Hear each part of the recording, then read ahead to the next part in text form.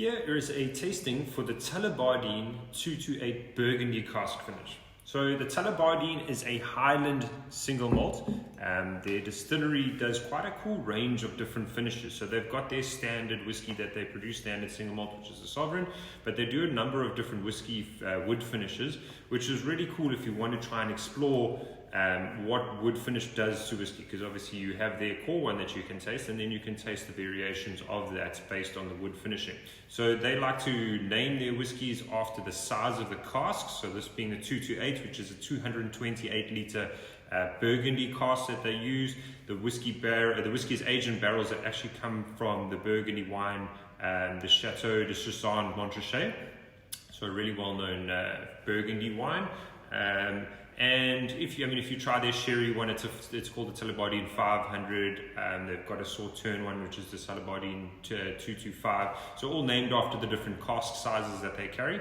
But obviously quite a cool red wine influence going into this from quite a good pedigreed vineyard. So if you have a look at the color, you will notice it's quite dark, but it's also going to have that little bit of kind of red wine influence, so a little bit more of that reddish hue to it. This whiskey is fantastic on the nose. There's loads of red ripe fruit, there's chocolate, there's kind of like a spiciness that you get off the nose too, but you also potentially, if you push a little bit further, will pick up like quite a nice creaminess on the nose. You might even go as far to find some strawberries in there, which is quite a lot of fun. So one that you kind of want to spend a little bit of time bearing into to try and get the full effect of it.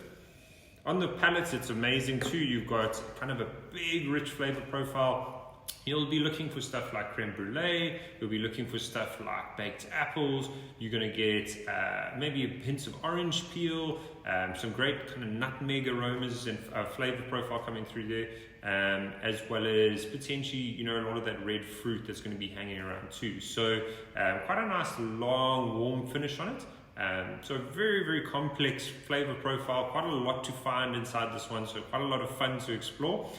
So I'd encourage you to spend a little bit of time with it and savor it. So I hope you enjoy.